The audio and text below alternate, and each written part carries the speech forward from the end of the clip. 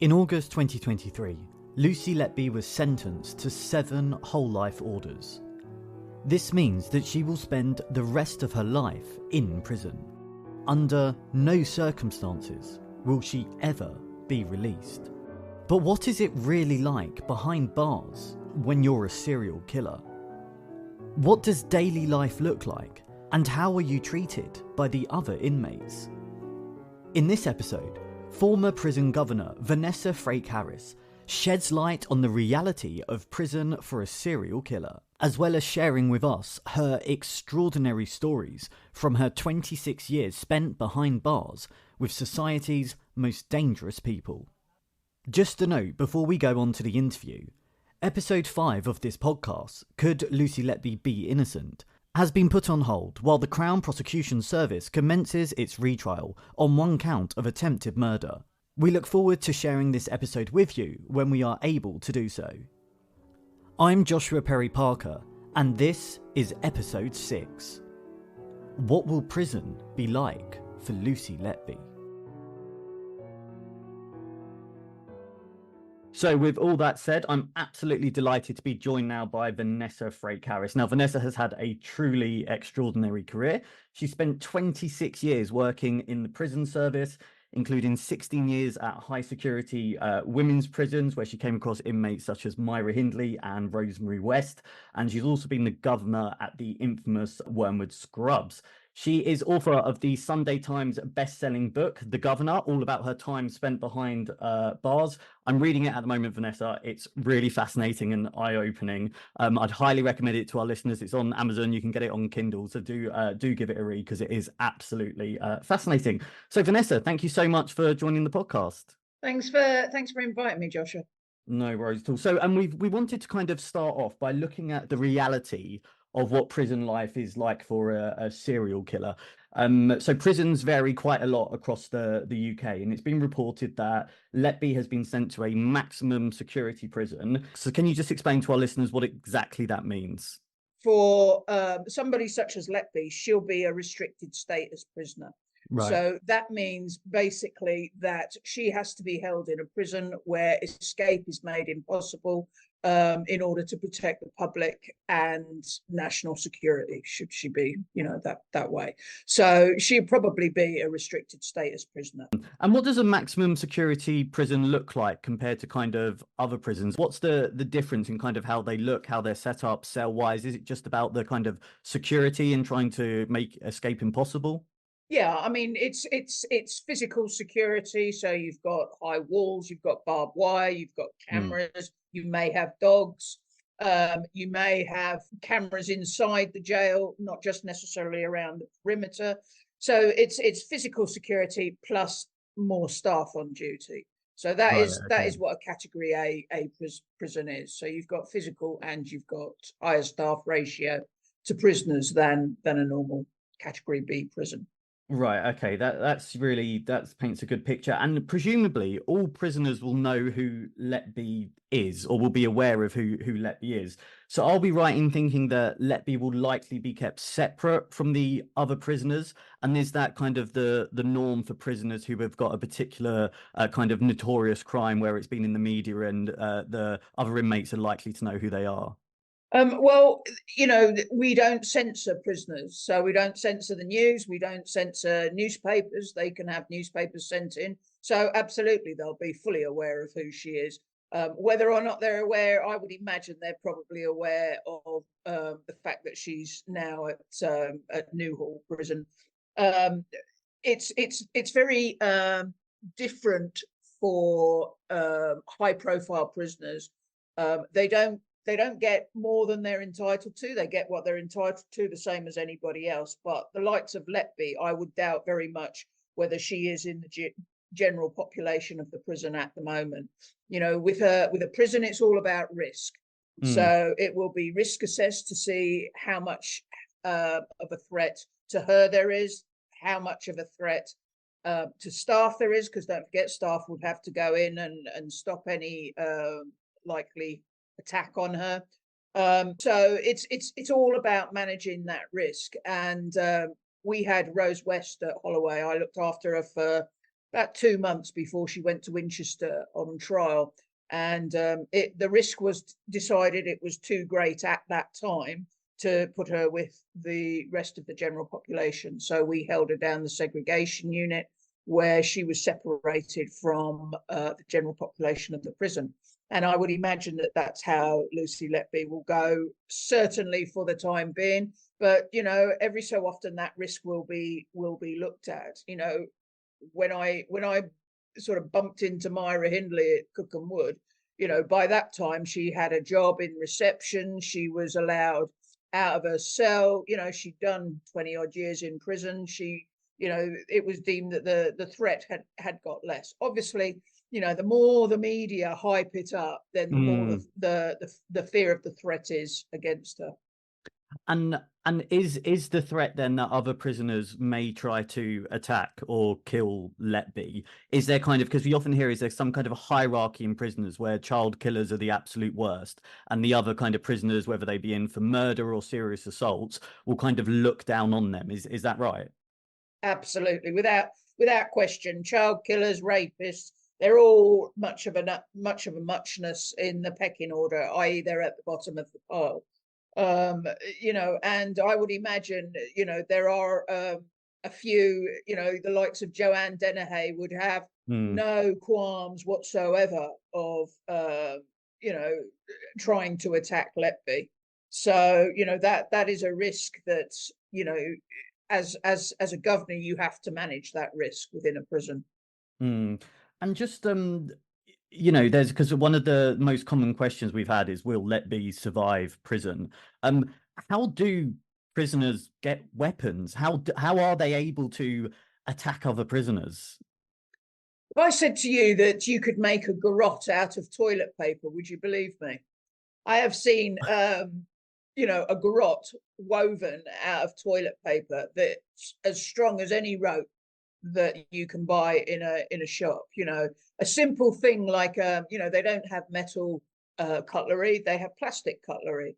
But if you file down one end just continually, like this on a floor, on a wall or something like that, you can get it to a point. You know, a biro, I've seen a biro and somebody's eye sticking out. You know, so anything that you can get your hands on is able to be sort of manipulated into a weapon. So it's not that, you know, they've got a nice you know, hunting knife like this with razor edges.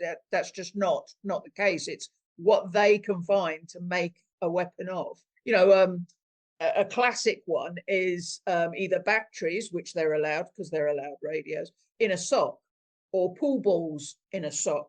You know, that is a serious weapon and could cause serious damage to somebody full force in their head. You know, that could kill you easily. So it's not a question of them getting weapons, it's them twisting everyday things into a weapon. And I guess when you've got all day in your cell to think about how you might manipulate an everyday object into a weapon, you know, you're kind of fighting a losing battle there, because as you say, anything could be turned into a weapon. And how often did you kind of see in your time attacks on other prisoners? Is it fairly common, or is it fairly rare? No, it's fairly common. You know, especially in the times nowadays when there's much fewer staff. You know, you can't be all things to all man or woman. You know, when you're looking after a landing of, I don't know, say 100 prisoners, and there's just two of you, you know, you can't possibly have eyes everywhere at the same time. Prisoners, you know, a favorite sort of go to weapon is boiling water. You know, they have little kettles in their cell. They boil the water, they add sugar if they really want to get somebody, and then they throw it in their face. You know, I've seen prisoners scarred for life from it.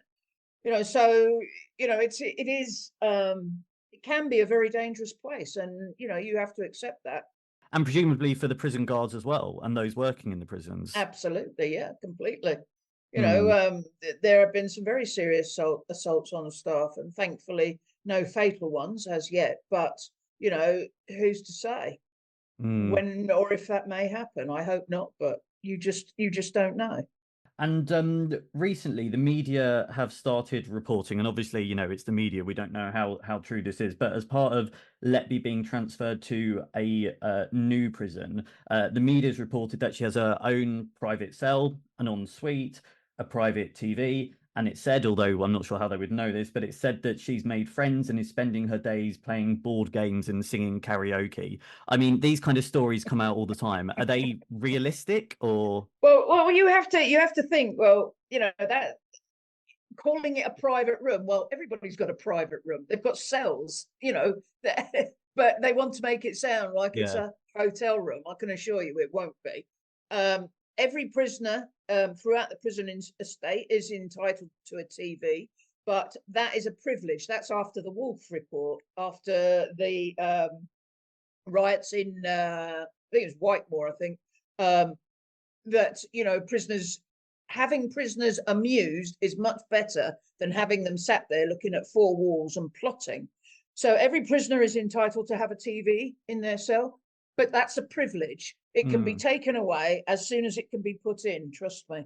So, it's not sort of the be all and end all, because,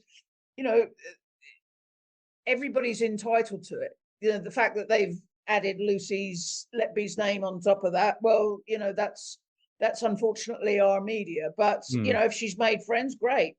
I wouldn't trust anybody to be my friend if I was in her position, but that's up to her. No, absolutely. And I guess the point of the ensuite is that everybody has access to bathroom facilities in their cells, presumably. Absolutely. Yeah. We pride ourselves that, we are a modern, decent country, and we provide in-cell toilets, and some have showers in them, some don't.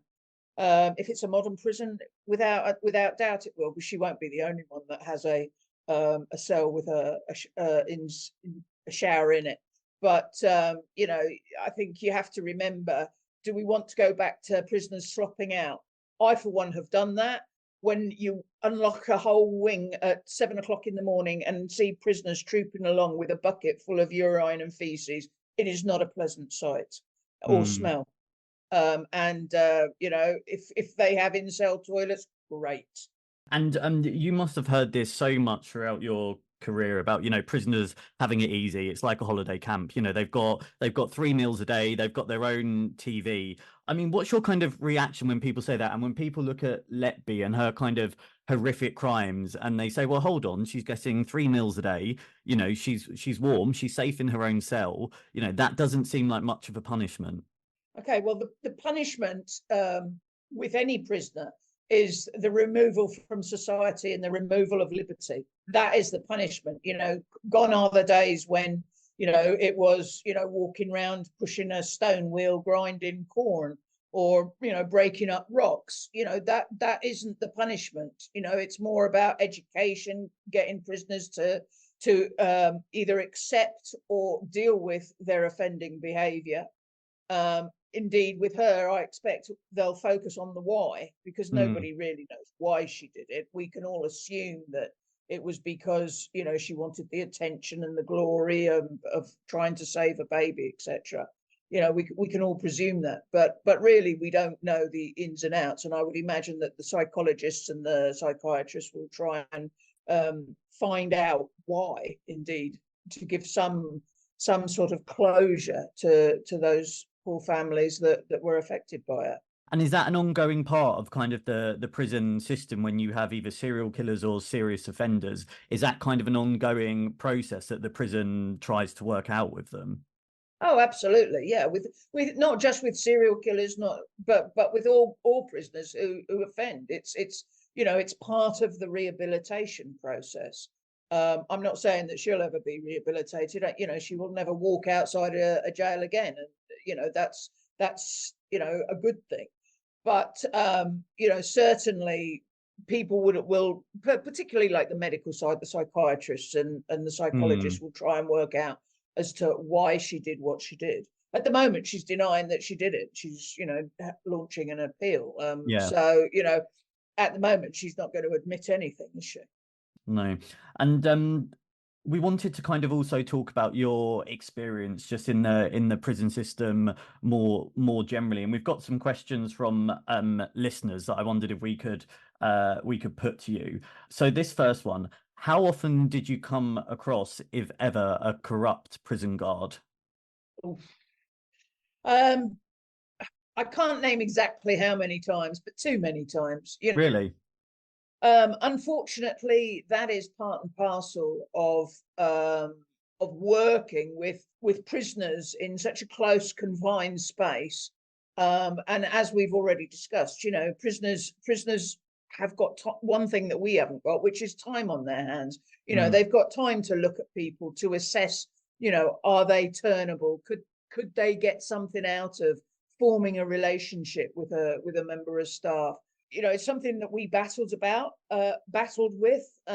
We had some very good results, catching staff in the act. To me, there's nothing worse than a corrupt member of staff. They put the jail's stability in peril. They put their colleagues' lives at risk, because you rely on your buddy next to you to have your back, and if they're corrupt and bringing drugs in or whatever, then they're not going to do that. So to me, the more that they catch, the better. But unfortunately, as is our prison system at the moment, it's very short of cash, so the wages are rubbish. So when the wages are rubbish, it puts more pressure on staff who, there is no such thing as overtime in the prison service. It's all like time off in lieu. So, if their wages aren't high enough, then it puts pressure on them to bring stuff in to get paid for doing that. We did believe at one time that some staff who new recruits were actually recruited to be corrupt into the prison system. And it's all about, how you deal with new staff. How do you support them? How do you help them to deal with the pressure of prisoners trying to manipulate them and coerce them? And did you have prisoners try to sidle up to you and ever Oh say? yeah, but I was always taught, there is a line. You are this side and prisoners are that side. There's no grey areas. Never was with me, and they soon got short, sharp shrift with me. I always was fair. I ensured that prisoners got what they were entitled to, but nothing more. And did you ever find yourself liking some prisoners more than others, or was it always purely professional, or was it, No, did no, you no, develop friendships with prisoners, or? no. Because once you start crossing that line, you get into very grey areas. The majority of prison staff are professional. They want to make a difference. They want to try and help people to be released back into society and lead law-abiding lives, and that's how it should be. But once you start, favouring prisoners or, liking prisoners as friends, and then that professional line is broken. And once it's broken, you can't get it back. Mm. And do prison guards, do they treat all prisoners equally? Are there times if you've got inmates such as Letby, or as you said, Myra, Hindley, Rose West, are there prison guards who behave differently towards them? I can only speak for myself, Mm. and the staff that I've had the pleasure to work with, and certainly I've never worked with a more professional bunch of people. I'm lucky in that respect, maybe, but the prison officer's job is to ensure that the prisoner is safe and secure, by keeping them in custody and protecting the public. Their job is not to judge. These people have already been judged. They've been judged by Mm. their peers, i.e. a jury, and they've been sentenced accordingly by a judge. That's not our role to judge them and have an opinion on that. Ours is to keep them safe and secure. And you've had the experience of working in both male and female prisons. So what are the differences between a male prison and a female prison? I mean, the male prisons tend to be the old Victorian prisons, The wing like Northern ones. Scrubs, Yeah. Wandsworth, that sort of, Leeds, Wakefield. The female prisons tend to be more like Bronzefield or Newhall. They don't tend to frequent the Victorian prisons. That's the physical thing. If you ask me what the difference was between male and female prisoners, then there's a whole category of things apart from the obvious gender. But female prisoners are much more emotional. They're much more. They have no sort of. Although females in general can be quite vicious. Obviously, the damage a male prisoner could do is far greater. So women tend to be more emotional. Men tend to focus more on themselves. Women by nature are carers, so they're more concerned about what's going on outside, i.e., who's looking after the children, the husband, the wife, the girlfriend, boyfriend, whatever. But also, women are much more prolific self-harmers than male prisoners. In dreadful ways, I've seen women try and take their eyeballs out, and whereas males, on the whole, will do slashing the cuts to themselves. But I suppose to a degree, women are more victims of abuse, of physical abuse, sexual abuse, than males, and therefore end up in prison because of that. Although I'm not saying that men aren't abused, because I know they are. So it's but if you're asking me for specific differences, they're the ones I'd sort of can rattle off the top of my head. And are male prisoners more violent to each other, or is that pretty similar in female prisons? I think men are much more violent. Men are more likely to, although you do get violent females, don't get me wrong, you certainly do. But if you ask me which were worse violent-wise, I'd say males, because that is the nature of the beast, isn't it? Men were hunters and therefore much more protective and much more territorial, just as the gender of a man. And when you went into your first male prison compared to a female prison, did you find yourself feeling more threatened, more scared? I've never felt scared. Have you not? Ever. That's incredible, Never. though, because I would be terrified from the very first moment. I think if I was ever, if I looked at myself and thought, oh my God, I'm scared, then I'd have turned around and walked out and wouldn't have gone back. I don't think you can do that job and be scared. I think you can be apprehensive. You can be, and I would probably say that's what I was. I was apprehensive. I'd worked at Holloway, so Holloway was built as a mental institution rather than a prison, the new Holloway. So it had all blind corners. It looked like a hospital. It was almost run like a hospital. Because when the new Holloway was built in the 70s, it was looked at that women were mad and not bad. Well, we all know that that's not the case. So walking into Wormwood Scrubs, it was what I'd call a proper prison. It had netting. It had, 4 large. A wing held on average about 300 prisoners, 6 staff. It totally different. But there was something about Holloway, Wormwood Scrubs that I really liked, and by the time I'd left Wormwood Scrubs, I really, really felt that I'd done a good job there, and that I'd enjoyed my time there. Much more. People say, which did you prefer working with? And I'll always say males. I think male prisoners, on the whole, are more respectful to female staff. You get the odd one or two, but you're always going to get that. I'd say, on the whole, males are more respectful. Interesting. And you said there were times when you felt apprehensive. Did you ever kind of feel like at any moment something could change? Say when the prisoners are moving between activities, or there's lots of prisoners, so there's you and maybe several hundred male prisoners. Did you ever get that feeling of something could happen now?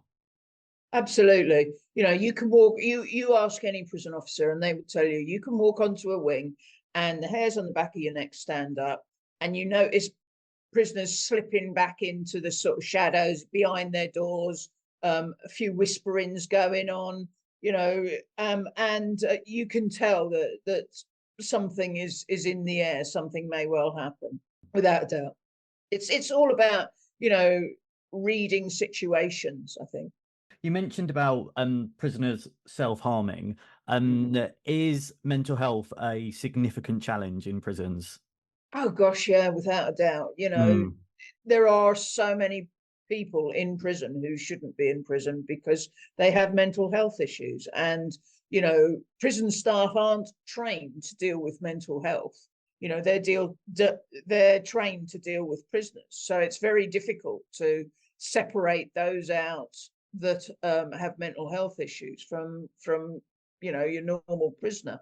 But again, if you have somebody with mental health issues, going around threatening people or assaulting people, or where do you put them? Well, you have to put them somewhere secure, and if there's not a secure unit available, then unfortunately the only other place is a prison. And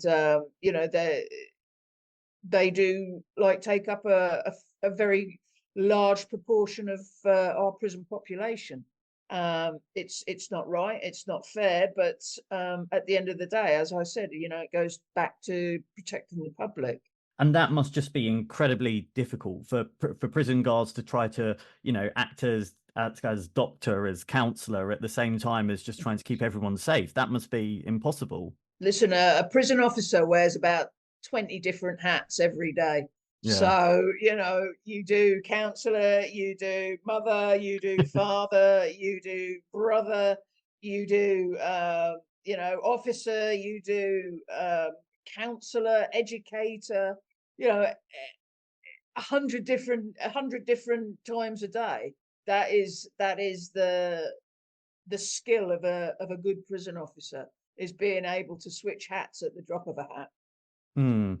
And did you, I guess there's a question. You've worked with some of the most notorious kind of prisoners. Would you say that those prisoners, Myra, Hindley, Rose West, were they evil? Were they psychotic in your experience? Myra Hindley, I only literally bumped into her when I was at taking some prisoners to Cookham Wood. So Hmm. I never actually worked with Myra Hindley. But Rose West, without a doubt, Rose West was one of the most manipulative people Really? without a doubt. She's like your typical narcissist that, you know, it, she would be very polite to you. She would do everything she was told. She would um, completely comply to the regime of the prison, or her regime, what she was expected to do. And at the end of the day, you could see that, she was one of the most manipulative prisoners that I ever came across.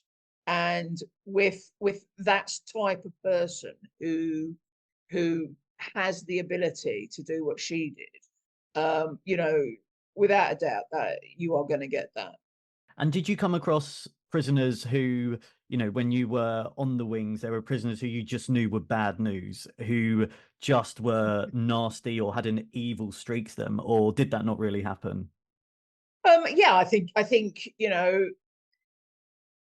probably as a prison officer, you see some of the worst people of society, and I think that you are very quick to judge, and I think you're a cynical person. Certainly, you're more likely to say, "I'll just keep an eye on them," than you're like, "Oh, they'll fit in nicely." So the benefit of the doubt doesn't really sort of come across, and neither should it, because you should always be aware that any prisoner, there is trust is an interesting word. There is not a prisoner that I have ever worked with that I ever trusted. Really? Wow. No, because you see, once I always felt that prisoners always wanted something. So however whatever they wanted, they were going to do something to get it, whether that was freedom, or whether that was, a cigarette off you, or whatever, and to trust somebody, you need, it's a very big thing. When this person can turn around and bang, you can end up on the floor with no keys, taken hostage. So it's I used to say to staff, yes, he's the tea boy, yes, he's unlocked, yes, he makes your tea, but don't be talking about your home lives, your wives, your Mm, girlfriends in front of them. You don't know what he's going to do with that information. mm, So no, I didn't. mm. How do drugs and alcohol get into prison? Oh gosh, have we got about 3 hours? Um, you know, It seems, I know, how much we should believe prison dramas. I don't know. But when you see prisoners with mobile phones and heroin, how on earth does that get into a okay. secure unit? I spent probably most of my career fighting drugs, alcohol, mobile phones coming into jails. You have to remember that we don't keep prisoners in a glass box with no access to any other human being and feed them, through a tray. We don't. So they have the ability to meet people. They have the ability to coerce, to manipulate people. Yes, without a doubt, corrupt staff. But then you go to the courts, you get corrupt court staff, you get corrupt solicitors, you Right. get false solicitors. We had dead pigeons thrown over the wall that had the inside scooped out and sewn up with drugs. We had a zip line from D Wing, the Falls Landing on D Wing, over the wall to Hammersmith Hospital, to the top of Hammersmith Hospital. That was it was like a fishing wire, so you Right. couldn't see it unless the sun actually glinted it. Um, just we had tennis balls thrown over. Nowadays, of course, we've got drones. There's been instances where drones have been flown over prisons. And going back to what I said, yes, there are people, the prisoners working in the grounds, and they are trusted prisoners to a point, but we all know that they pick it up, take it back to the wings, and once it's on the wing, it's distributed throughout the prison. We've even had bent police officers at Wormwood Scrubs, where they took a guy out to do an ID parade, but they dropped him off at his girlfriend's, and once he'd done whatever with her, she stuffed him full of drugs, and he came back in. And we'd had intelligence that this was going to happen. We warned the police; they completely ignored us. That police, I think 2 got final written warnings and 1 got sacked.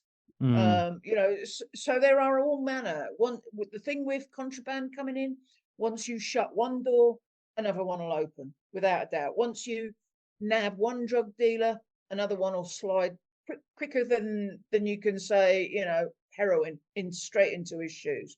It is a constant battle. But unless we put people in a glass box with no access to anybody on the outside world, including staff, you got no hope. mm. And is it, when we see in prison dramas, when people they have visitors come to them and they kiss them and they pass over Oh something, does yeah, that actually happen? It absolutely. does, yeah. Or they bring their baby in with a dirty nappy, and inside the dirty nappy is a load of drugs. That's a good one. Mm, Um, we've had passed from kiss to kiss, and it was on this prisoner had a wrap of heroin that he'd swallowed, but he'd managed to loop the cotton. It was on a bit of cotton, and he'd looped it around his tooth. So when he was searched at the end of the visit, and they told him to open his mouth, and he opened his mouth, and the officer saw a bit of cotton. The officer pulled it out, and he was pulling it like this, and at the end of it was a wrap of heroin that he'd got on wow. his visit. So all sorts of all manner of things. And Mm. and if you can use a baby to get drugs into prison, well, what sort of person does that make you? And it must be just so difficult as a governor or as prison staff to try to keep up with it. Did you ever get kind of exhausted if you went on the wing and saw a prisoner was drunk or high and it was just, how has this happened now? Or someone's brought drugs in and they're going around the wing and, it must be an impossible challenge. I think you know, when you're sat in your office on the wing and, you know, a waft of cannabis goes past you and you think, oh, great. But, you know, it's always better to be active rather than reactive. So, you know, we used to do a lot of wing searches. We used to do staff searches, a lot of staff searches. You know, the penalties for supplying drugs to prisoners is not high enough, in my opinion. They usually get maybe 18 months, 2 years. It needs to be double that to make it really effective so that people don't want to do it. Because it is, you know, when you think sort of like if you take, say, an ounce of heroin, maybe £80 on the outside, inside it's worth 3 times that amount. You know, one of those little Nokia phones that you know you used to chase the snake with, inside a jail probably go for £500. You know, they are, everything is, you know, quadrupled in price in a jail because it's not readily available.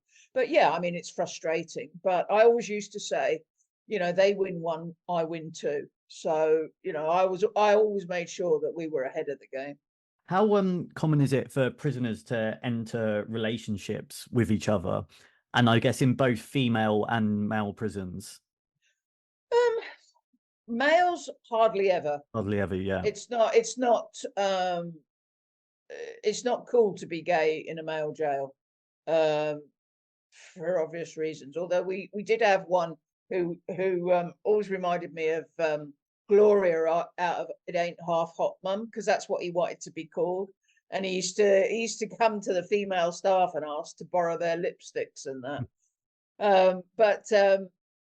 Yeah, it's not very common with males. Interestingly, it's much more common with female prisoners.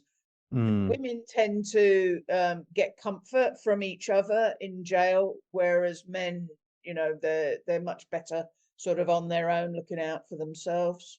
So yeah, I mean, it happens, but certainly in male jails, it's very rare. And in female prisons, then, would you have prisoners who were straight on the outside who would enter relationships with other female prisoners, either for companionship or something like that? Yeah, without a doubt. Without a doubt, yeah. Interesting. So this is a question from me, really, just of you know, that I lay at night thinking about. What advice would you give to me now if I was sent to prison tomorrow?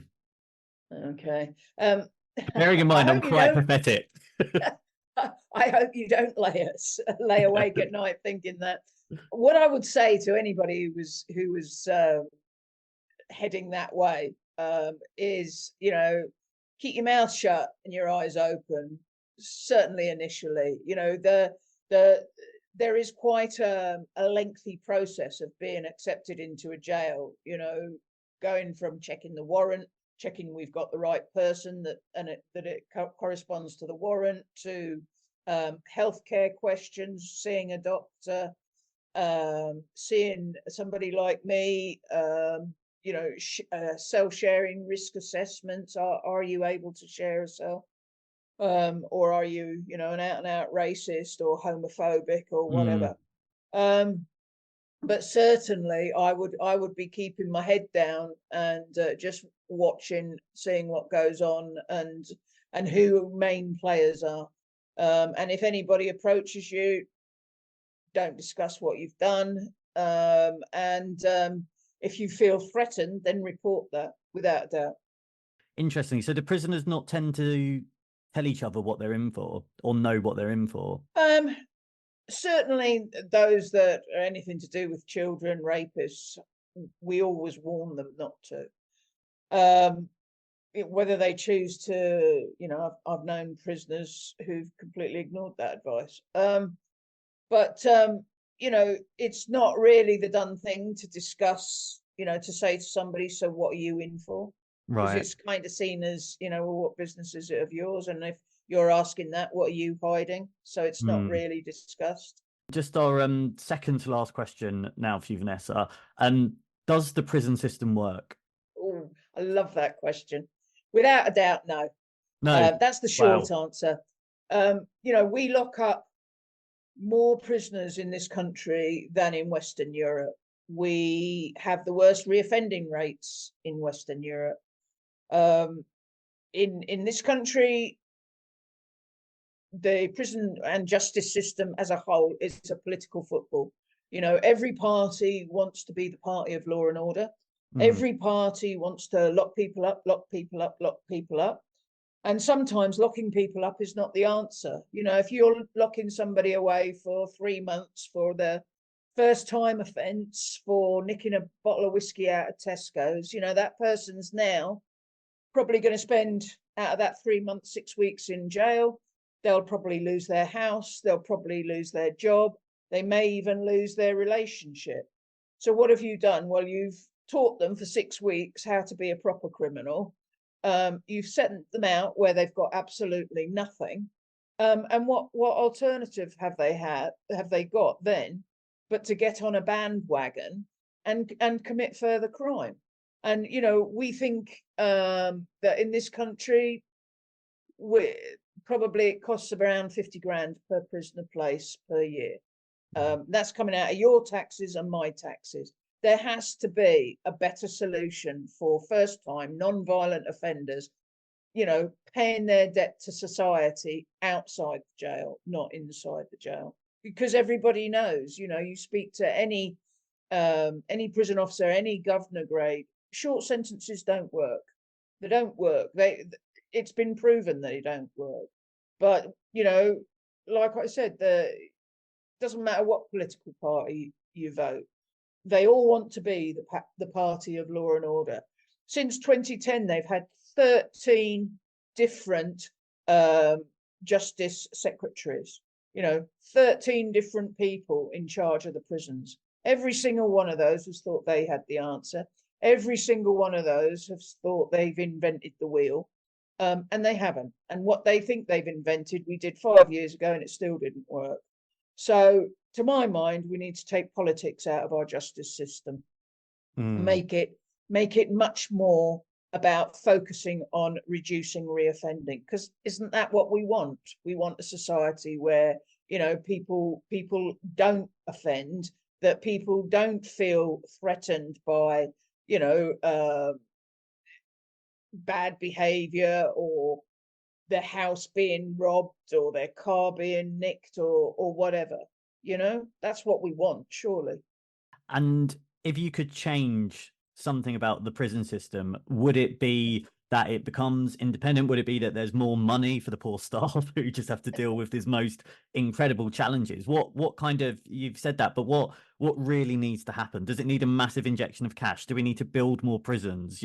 What's the thing? We've had some people saying you need to make them a real deterrent, go back to gruel and hard labor and things like that. But that doesn't work. No. That absolutely doesn't work. With rats running around and water coming down the walls, doesn't work. People are under this misconception, that all worked. It didn't. It wasn't a deterrent.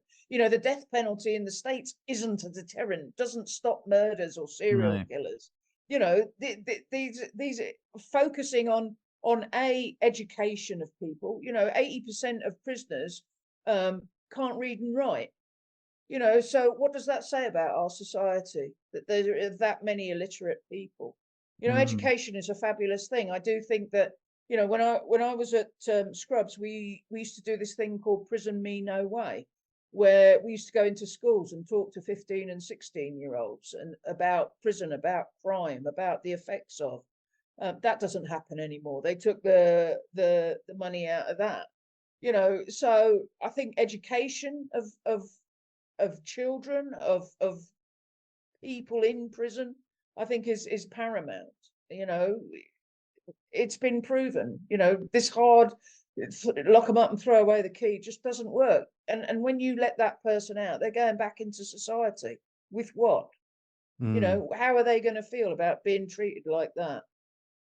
And you're out of the prison system now, Vanessa. Yes, thank God. Yeah.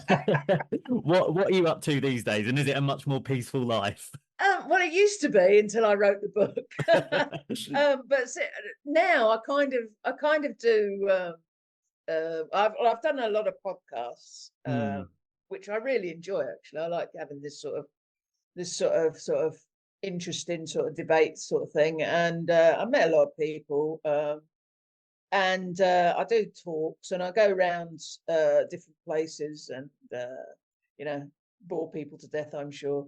But yeah, so my diary is quite full at the moment. And hopefully much more peaceful, if nothing else. Yes, Yeah. of course it is. Of course it is. Fantastic. Vanessa, thank you so much for joining the podcast today. That's been absolutely fascinating to get your stories and your insights. We said at the start, Vanessa's book, The Governor, is out, Sunday Times bestseller, and it's a fantastic read. So I highly recommend it to our listeners. Vanessa, thank you very much. Thank you. My thanks again to Vanessa Frake-Harris. If you found this podcast interesting, please do rate, subscribe, and recommend it to your friends.